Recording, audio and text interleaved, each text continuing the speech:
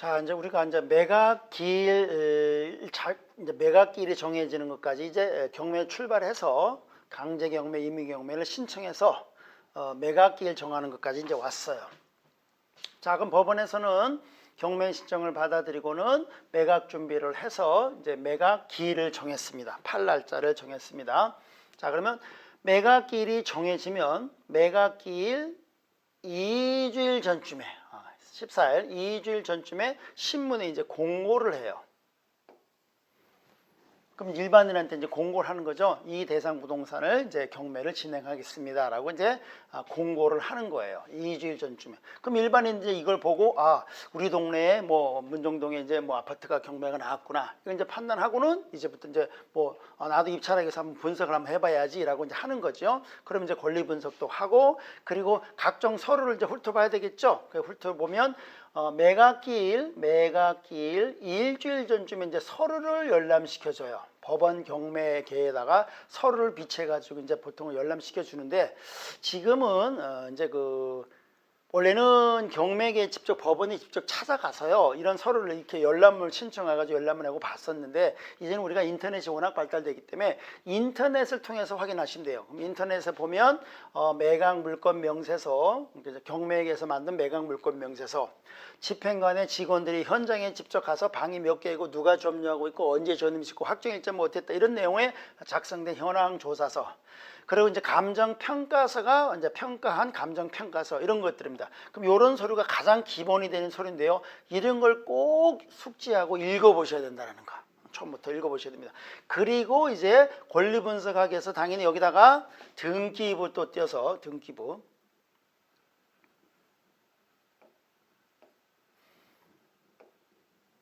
등기부죠. 등기사항 증명서. 등기부를 열람해서 이제 분석을 하셔야 되는 거예요. 자, 그럼 요거 아무것도 아닙니다만 아무것도 아닌 게 아니고 굉장히 기초적이고 굉장히 중요한 게 이 등기부예요. 자, 그러면 매각기일날 전에, 그러니까 입찰하기 전날 반드시 등기부를 새롭게 띄어서 권리 분석을 다시 한번 쫙 하셔야 된다는 거. 새로운 사실이 있나 없나 이런 걸 등기부를 꼭 열람을 해서 권리 분석을 이제 끝내셔야 되는 거예요. 자, 그럼 이제 매각기일이 이렇게 정해졌다 이거예요. 자, 그러면 요 사건에서 매각기일이 근데 언제 정해졌냐면 요 사건에서는 보니까 1차 매각기일이 2014년 11월 3일로 매각기일에 잡혔고 그때의 최저 매각 가격은 6억 원입니다 라고 날짜가 정해졌다 그거네요. 그럼 이제 요 날짜 2주일 전쯤에 신문에 공고하고 그리고 일주일 전쯤에 이제 서류를 열람시켜 준다 이겁니다.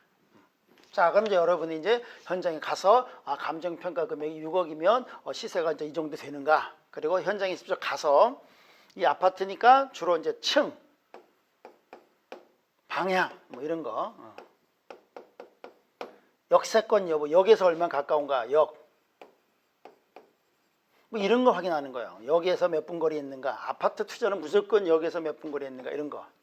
그 다음에 층이 어떻는가? 몇 층인가? 여기는 17층 중에 17층 1700층, 형층 굉장히 좋네. 방향이 남향이냐 동향이냐 서향이냐 뭐 이런 거, 주변에 뭐 혐오시설이 있나 없나, 뭐 개발관이 여러 가지 이런 걸 쭉 현장 답사하는 거야. 자, 그리고 여러분은요, 여러분 경매를 출발하면서 본인이 스스로 현장 답사하지 않는 물건은 절대로 응찰하지 않는다를 철칙으로 삼으셔야 돼요. 내가 직접 가보지 않는 물건은 아무리 남들이 좋다고 하더라도 안 한다, 응찰하지 않는다. 이렇게 일단 마음을 정하셔야 돼요. 그리고 이 현장에 지금 가보면 가볼수록 그 물건에 대한 그 내용이 달라져요. 그래서 열심히 시간이 되실 때만 자꾸 현장을 많이 가보셔야지 그게 여러분한테 큰 재산으로 돌아온다. 이렇게 생각하시면 돼요. 처음 경매를 출발하면서부터. 자, 일단 그런 내용이 쭉 정리가 됐네요. 자, 그 다음에 자, 그리고 나서 이제 매각기일 날 입찰에 참가한다 이렇게 되어 있습니다. 자, 매각기일. 자, 오늘 우리 현행 민사 집행법에 의하면 입찰 방법은 세 가지가 있어요. 입찰 방법이 다양하게 되었다. 세 가지 방법인데요. 기일 입찰제가 있고요. 기간 입찰제가 있고 호가제라는 게 있어요. 자, 먼저 호가제는요 말로 불러서 하는 거예요. 뭐 5,500이요, 뭐 6,000이요, 6,500이요 이렇게. 지금은 호가제는 없어요. 지금은 뭐 동산 경매는 있을 수 있습니다만 부동산 경매는 과거에는 호가제였었어요. 과거에는 이렇게 말로 불러서 했습니다만 이제는 그렇게 안 하고 호가제는 없고 부동산 경매 경우는 기일 입찰제와 기간 입찰제가 있는데요. 자, 먼저 기간 입찰제는요 정해진 기간에 입찰하는 거예요. 정해진 기간에. 예컨대 2019년 4월 1일부터 4월 7일까지 이런 식으로 일주일 동안 한다 뭐 이런 식으로, 또는 4월 10일이면 10일까지 한다 그러면 10일 동안 한다 뭐 이런 식으로 이렇게 기간 동안 하는 것을 기간 입찰이라고 한다. 기간 동안 입찰하는 것을 기간 입찰. 그럼 기간 동안 입찰을 하다 보니까 그 기간 내에 입찰을 이제 참가하면 되는 게 입찰표를 써서 내면 되는 거예요. 그럼 이제 입찰 봉투를 이 기간 내에 갖다 내면 돼요. 그러다 보니까 멀리 있는, 예컨대 뭐 서울 물건을 갖다가 제주도에 있는 분들도 우편으로 접수시킬 수 있기 때문에 멀리 원격지에 있는 멀리 떨어져 있는 사람들도 이제 응찰할 수 있는 그런 기회를 넓혔다. 뭐 이런 내용이에요. 자, 이게 이제 기간 입찰제예요. 그리고 이 기간 입찰제를 하게 된 이유가 뭐냐면 기일 입찰제는 정해진 날짜 경매를 하다 보니까 그 날짜를 놓치면 응찰하기가 어려웠단 말이에요. 그런데 이제는 기간을 이렇게 충분히 주니까 멀리 떨어진 사람들도 충분히 응찰을 해서, 그래서 경쟁자도 많이 생기고 그리고 낙찰가도 좀 올려보자 뭐 이런 의도로 출발을 했는데 결과는 완전 반대의 결과가 나왔어요. 기간 입찰제를 해보니까 일단은 뭐 서류를 받으러 또 한번 가야 되기도 하고, 또 우편 접수하다 보면 또 혹시 중간에 뭐 이 우편물이 소실되고 없어지고 그러면 또 불안하기도 하니까 직접 또 입찰하러 또 법정에 오는 경우도 있고, 그리고 나서 또 입찰 기간이 만료되면서 또 개찰할 때 또 와야 되는 이런 번거로움이 있다 보니까 서서히 응찰자가 오히려 더 떨어지고 호응도가 떨어져서 지금은 기간 입찰하는 게 거의 없어요. 자, 어쨌든 의도했던 거하고는 뚜껑을 열고 보니까 반대 현상이 생겼어요. 어쨌든 자, 그래서 뭐 기간 입찰제 하는 경우는 거의 전국에 몇 군데도 안 될 정도로 이제 거의 이제 뭐 호응도가 떨어졌다 뭐 이렇게 생각하시면 돼요. 그래서 아직도 여전히 기일 입찰제예요. 그 기일 입찰제는 정해진 날짜에 입찰을 하고, 그러니까 입찰과 개찰을 그날 입찰을 했으면, 예컨대 2019년 4월 1일 날 예컨대 입찰했다. 입찰하고 그날 바로 개찰하는 거예요. 그래서 입찰과 개찰을 동시에 실시하는 걸 갖다가 기일 입찰제라고 한다 이렇게 생각하시면 돼요. 그래서 현행 민사집행부의 대부분의 경매는 기일 입찰제가 일반적이다 이렇게 생각하시면 되겠습니다.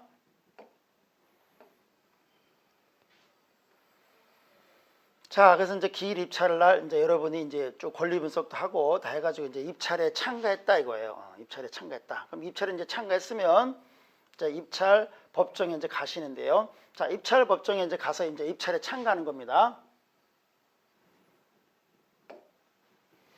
자, 그럼 입찰에 참가하면 법정에 가면 보통 법정은 보통 10시 정도에 이제 출발해요. 뭐 10시에 이제 하는 법원도 있고, 뭐 10시 반에 하는 데도 있고, 뭐 오후에 하는 데도 있고 그런데, 자, 그럼 거기 이제 법원마다 그 언제 입찰을 실시합니다라고 날짜가 있어요. 시간이 있으니까 그 시간에 맞춰서 이제 입찰을 법정에 가시면 되는데요. 자, 보통 이제 10시에 보통 한다. 서울중앙법원 같은 경우는 만약 10시에 한다 그러면 10시에 이제 입찰을 진행을 합니다. 자, 그러면 여러분은 법정에 가셔가지고는요, 이제 그 입찰 법정에 들어가시기 전에 뭐 왼쪽이나 오른쪽에 보면 이 게시판이라는 게 있어요. 그럼 그 게시판에 가보면 오늘 진행되는 물건에 대한 현황이 쭉 나와 있어요. 그럼 정상적으로 진행된다, 아니면 뭐 변경됐다, 뭐 취하되었다, 정지되었다 이런 내용이 쫙 기록이 있으니까 내가 응찰할 물건이 오늘 경매가 진행되는가 아닌가를 미리 확인하고 들어가야 된다. 자, 그럼 이 확인하는 건요, 입찰 매각일 전에 대법원 사이트에 들어가서 확인하는 게 가장 빠르겠죠. 그럼 이제 그날 보니까 가능하면 다음날 법정에 가기 전에 미리 없어졌으면 법정까지 가서 안 하면 헛수고할 수 있잖아요. 특히 지방물건인 경우에는. 그러니까 가기 전에 대법원 사이트 직접 들어가서 사건 내역을 확인하는 거예요. 내일 경매를 진행하는가 아닌가. 그래서 경매가 만약에 취하됐다 없었다 그러면 갈 필요 없는 거고, 그러면 진행한다라고 하면 이제 그거 확인하고 이제 입찰 법정에 갑니다. 전날 분명히 한다고 했는데 아침에 가보니까 또 변경된다든지 없어지는 경우도 있어요. 그러니까 법정에 들어가기 전에 게시판을 확인하고 그리고 오늘 정상적으로 진행하면 법정에 들어가는 거고 아니면 돌아가셔야 된다 이거예요. 그래서 게시판을 꼭 먼저 확인해 봅니다. 자, 들어가서 이제 경매가 이제 진행이 됩니다. 그럼 10시에 진행돼서 이제 주의사항을 쭉 이제 집행관이 말하죠. 특히 그때는 각 사건마다 특별 매각 조건을 쭉 얘기를 해요. 어느 물건에 대해서는 입찰 보증금이 20%입니다. 뭐 30%입니다. 뭐 이렇게 얘기를 하고 또 어느 물건에 대해서는 공인자 우선 매수가 행사되어 있습니다. 또는 어느 물건에 대해서는 농지 취득 자격 증명 뭐 제출해야 되고 제출하지 않으면 보증금 몰수당합니다. 이런 내용을 쭉 이제 설명을 할 거예요. 그때 그 내 사건이 거기에 해당하는가를 이렇게 쭉 체크를 해 보셔야 돼요. 자, 그리고 이제 주의사항을 쭉 이제 어느 정도 이제 공지하고 나면 이제 경매가 진행이 됩니다. 자, 그럼 입찰을 이제 본격적으로 진행을 하면 여러분은 법정에 가셔가지고 이 세 가지 서류를 받으셔야 돼요.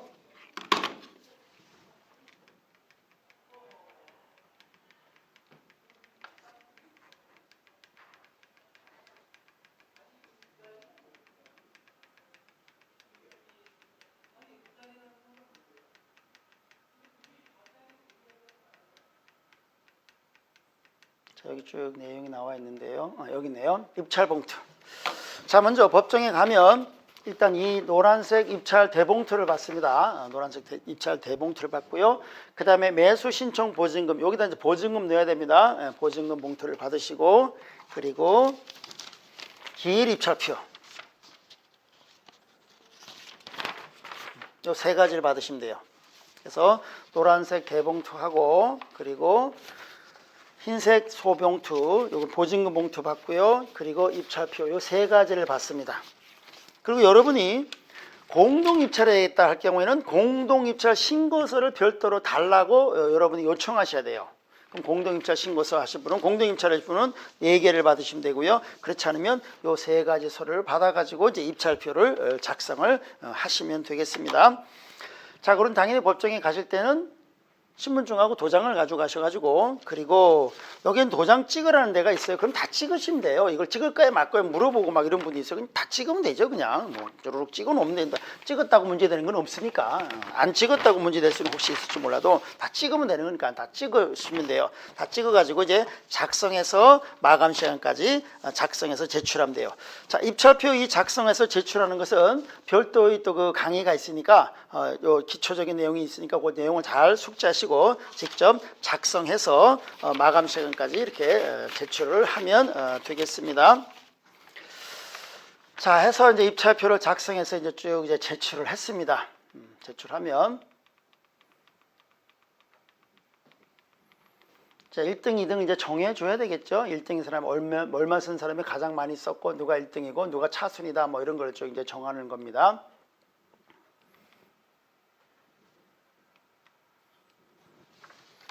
자, 그럼 이제 매각기일날 이제 입찰에 참가했습니다. 자, 그리고 입찰 보증금은요, 입찰 보증금은 최저 매각 가격의 10%라는 거예요.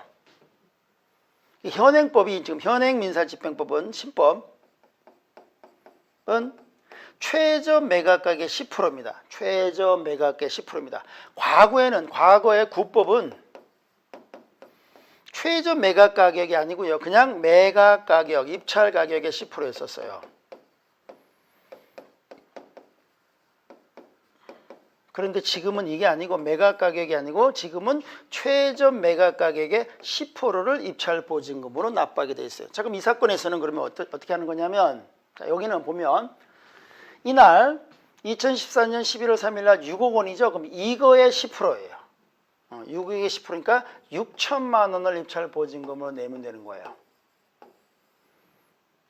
6천만 원. 그러면 6천만 원이고 6천만 원이 이제 보증금이고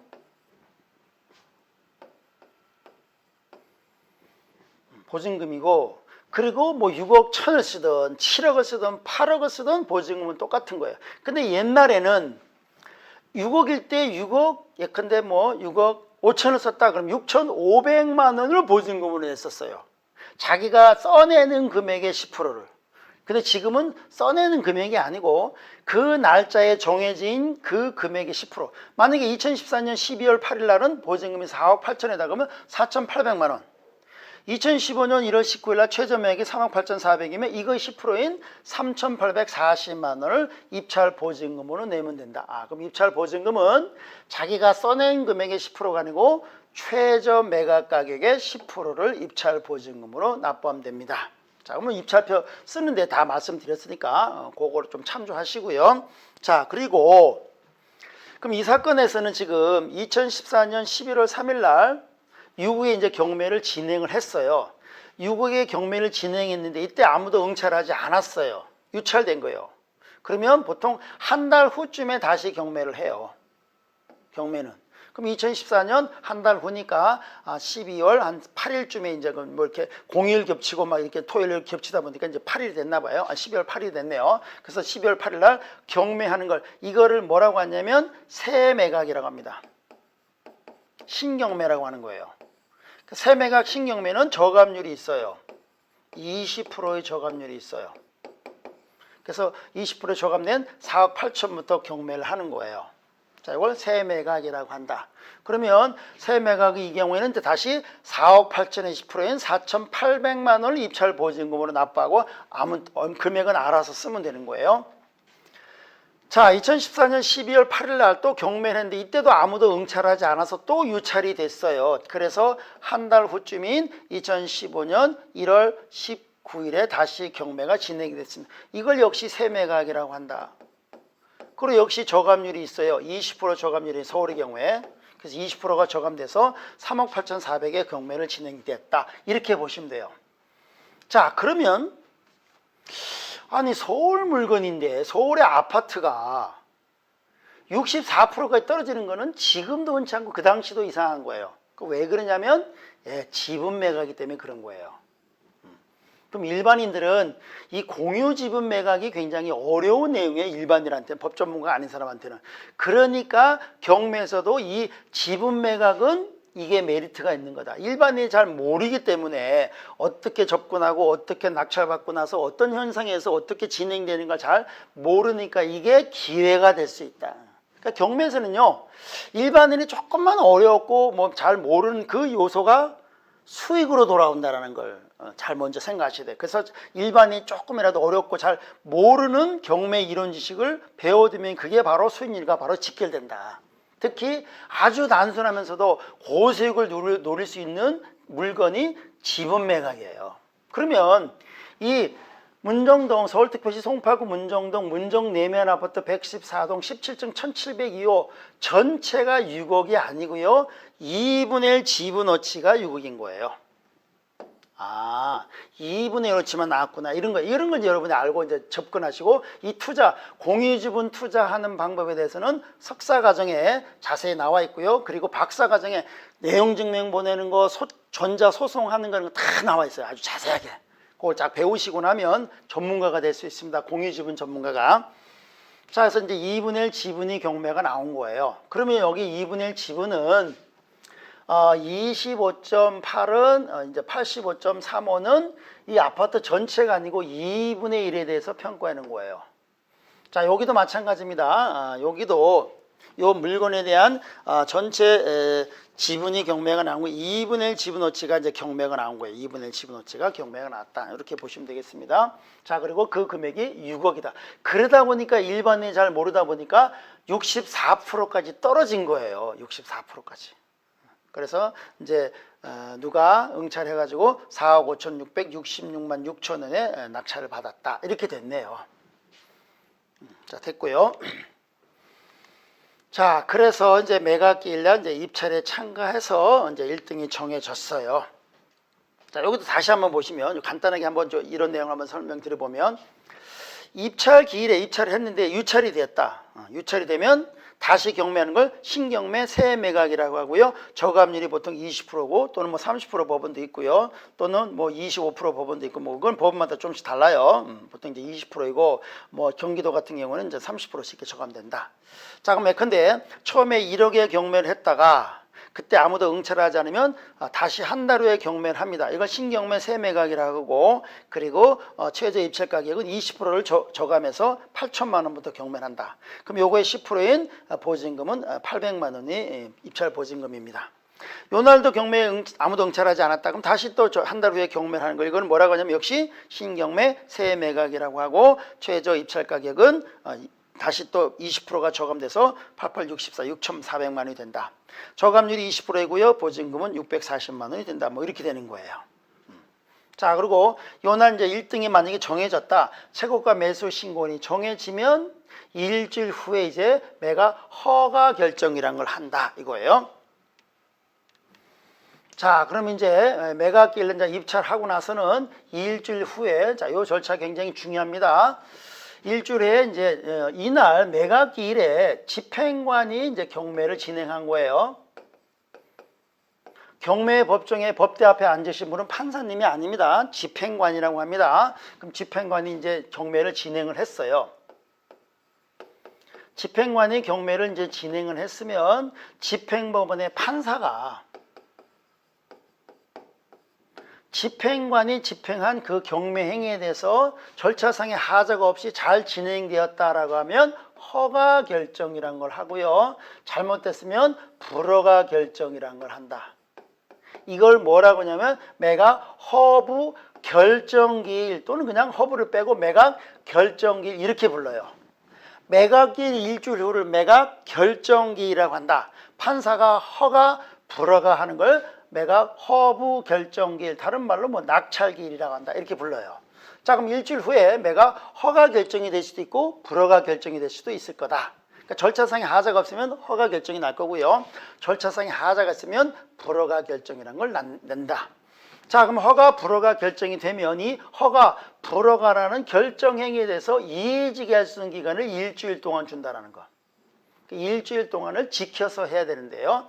자, 그러면 이 즉시 항고 기간은요, 일주일 동안 주는데요. 즉시 항고는 항고 보증금이라는 걸 공탁해야 돼요. 근데 이 항고인은 허가 결정에 항고하는 항고인인 거예요. 허가 결정에 항고하는 항고인은 항고 보증금이라는 걸 공탁을 해야 돼요. 항고 보증금 얼마냐면 매각 대금의 10%예요. 항고 보증금은 매각 대금이에요. 아까 입찰 보증금은 최저 매각 대금이 10%였었는데 항고 보증금은 매각 대금이 10%예요. 그럼 약간 이렇다고 봅시다. 자, 실제 사건에서 이 사건에서 입찰 보증금은 이날 2015년 1월 19일 날 입찰 보증금은 요 3억 8,400의 10%이니까 3,840만 원을 입찰 보증금을 내야 되는 거예요. 입찰 보증금. 그래서 1등이 이제 4억 5,666만 6천 원에 됐어요. 이 사람이 1등을 뭐라 그러냐면 최고가 매수 신고인이라고 한다 그래요. 자, 1등인 최고가 매수 신고인이 되었어요. 자, 그러면 이 사람이 이제 최고가 매수 신고인이 되었는데, 요러고 나서 이제 일주일 후에 매각 결정, 허가 결정이 내려졌어요. 일주일 후니까 2015년 1월 26일 날, 허가 결정이 내려진 거네. 이 허가 결정이 내려진 거에 대해서 즉시 항고할 수 있는 기간을 일주일 동안 준다. 그러면 이 허가 결정에 대해서 항고하고자 하는 사람은 항고 보증금이라는 걸 내야 되는데, 항고 보증금 얼마냐면 이거예요. 4억 5,666만 6천 원의 10%인 4,566만 6,600원을 내야 된다. 뭐 이런 식으로 내야 된다 이 뜻이에요. 자, 그래서 입찰 보증금은 최저 매각 가격의 이거의 10%고 항고 보증금은 1등이 된 그 금액의 10%를 항고 보증금으로 내고 항고해야 된다. 이런 얘기네요. 자, 그래서 항고를 했습니다. 그럼 항고 보증금을 내고 항고를 했다. 그럼 항고 재판으로 가는 거예요. 그럼 항고하면 보통 뭐 2, 3개월 정도 이제 걸릴 수 있으니까 항고 재판으로 가는 거고. 자, 그리고 항고를 하면 채무자고요, 소유자가 항고했다가 항고 재판에서 기각했다는 얘기는 패소했다 그 얘기죠. 항고 재판에서 패소하면 보증금 10%를 몰수당하는 거예요. 또 채무자 소유자가 아닌 나머지 사람들이 항고했다가 항고가 기각이 되면 이자를 빼고 나머지 돈은 돌려줘요. 그러면 보증금을 몰수했다든지 또는 이자를 빼앗은 이 돈은 어디로 가는 거냐면 배당 재단에 편성되는 거예요. 배당 재단에 차곡차곡 쌓였다가 채권자들한테 돈 배당한다 이거예요. 그래서 이제 항고보증금을 내고 적시항고한다. 자, 적시항고가 있으면 항고재판으로 가는 거고요. 항고재판이 없으면 이제 최종 허가 결정이 확정이 된다 이거예요. 매각 허가 결정이 확정이 된다. 그럼 이제 확정되고 나면 이제 대금을 납부할 수 있는 기한을 정해줍니다. 대금 납부. 대금을 납부한다. 그럼 여기도 이 사건에서 자, 허가 이제 최고가 매수 매각기일날 입찰했고 그다음 일주일 후에 매각 결정기일날 2015년 1월 26일 매각 허가 결정이 확정됐고 항고 재판이 없으니까 대금 납부 기한을 정해줬어요. 2015년 3월 5일까지 돈을 내시오라고 기한을 정해줬다 이거네요. 자, 그러면 자, 대금 납부는요. 이것도 중요한 표현인데요. 대금 납부는 대금 납부 기 한제예요. 과거에는요. 대금 납부 기 일제였었어요.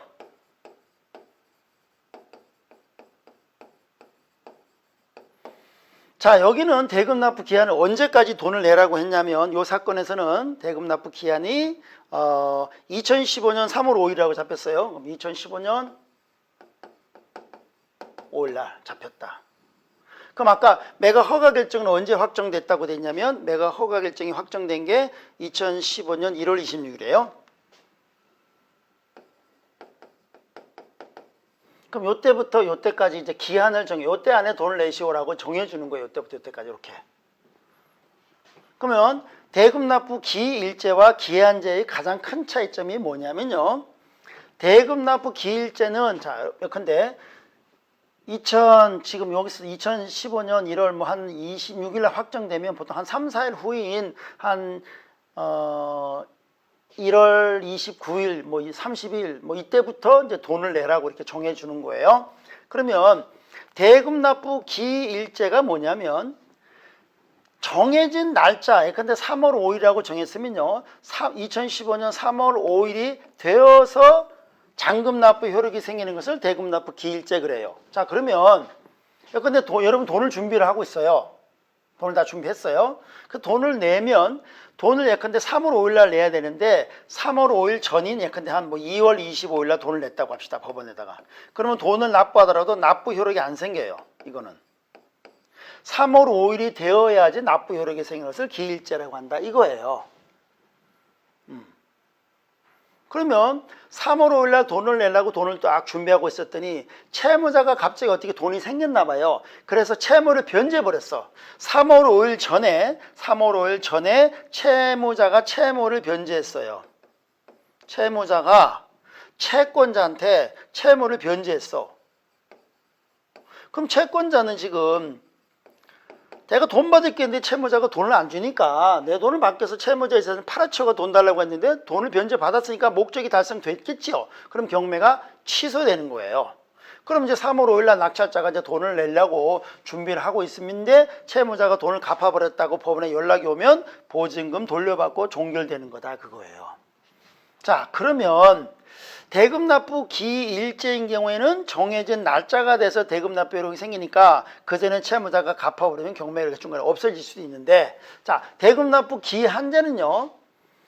기한을 정해주면 그 기한부터 요 안에 언제라도 돈을 내면 바로 납부 효력이 생기는 거예요. 자, 그러면 여러분은 돈이 준비가 됐어요. 그러면 언제 돈을 내는 게 좋겠어요? 기한의 첫날에 바로 딱 납부하죠. 저도 첫날 납부합니다. 바로 이제는.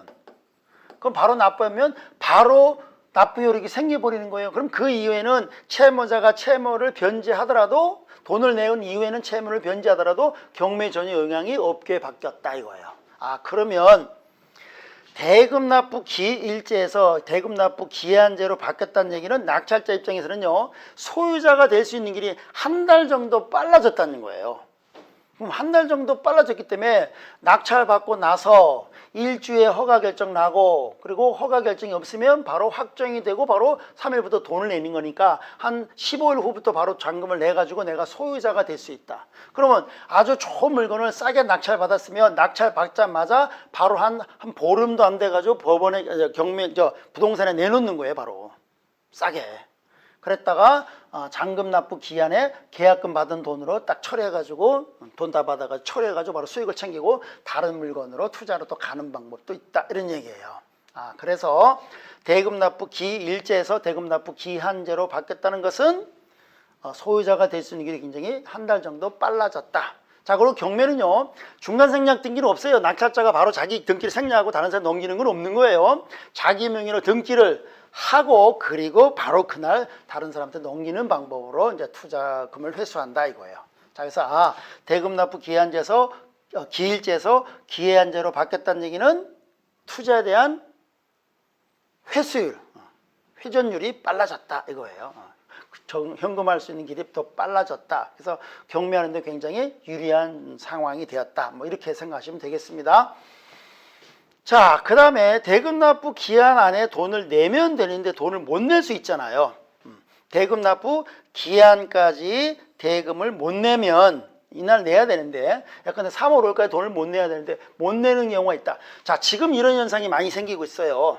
어떤 현상이냐면 보통 경매를 대출 받아 가지고 하려고 이제 생각하는 분이 많이 있어요. 그래서 자기 자금 한 20-30% 준비하고 대출 받아서 하려고 그랬는데 요새 대출 규제가 굉장히 심해졌단 말이에요. 그러면 대출 규제가 굉장히 심하다 보니까 생각지도 못하게 대출이 안 나오는 경우가 있어요. 그래서 잔금을 못 내 가지고 다시 경매에 나오는 게 굉장히 많아졌어요, 지금 확률이. 그래서 이제 어쨌든 대금을 못 냈습니다. 또는 뭐 권리 분석을 잘못했다가 잔금 납부를 포기하는 그런 경우도 있겠죠. 자, 그리고 재매각이 되는 사유에 대해서는 그 학사 과정에 그 무료 그 강의가 있으니까 그걸 한번 쭉 읽어보시고 숙지하시면 되겠습니다. 자, 대금 납부 기한까지 대금을 이제 못 내면 한 달 후에 다시 경매를 하는데 그 경매를 뭐라고 하냐면 재매각, 재경매라고 한다. 재경매, 재매각한다. 자, 재경매, 재매각은요, 저감률이라는 게 없어요. 아까 신경매, 세매각은 20%씩, 30% 이렇게 깎아서 경매를 했죠? 근데 재경매는 저감률이 없는 거예요. 근데 아까 1억의 경매를 진행해가지고 1억의 경매를 진행해서 1등이 되었단 말이에요. 그러면 이때 돈을 못 내면 다시 1억부터 다시 한다, 이거. 깎아서 하지 않는다. 이런 얘기예요. 그리고 보증금이 20%로 올라가요. 보증금이 20% 올라가는 경우도 있고 30% 올라가는 경우도 있어요. 자, 그래서 그런 걸 잘 읽어보셔야 돼요. 재매의 경우에는. 자, 그리고 보증금이 이제 올라간다. 그러면 근데 1억이면 세매각은 10% 있으니까 1,000만 원인데 이제는 22천만 원으로 보증금 올라가기도 한다. 자, 그리고 재매각기일 3일 전까지 돈을 내면 3일 전까지 돈을 내면 대금 납부 가능합니다. 그럼 이런 경우는 이제 잔금하고 15% 연체 이자를 하고 그리고 저기 경우는 이제 수수료가 있으니까 그 돈을 납부하면 경매를 이제 이 재경매를 취소시킨다 이거야. 자, 그러면 대금 납부 기한까지 돈을 못 내면 또 한 달 정도 여유가 있어요. 그 3일 전까지 빨리 돈을 마련해서 갖다가 내면 된다라는 거. 자, 그것도 좀 숙지하고 있으면 되겠습니다.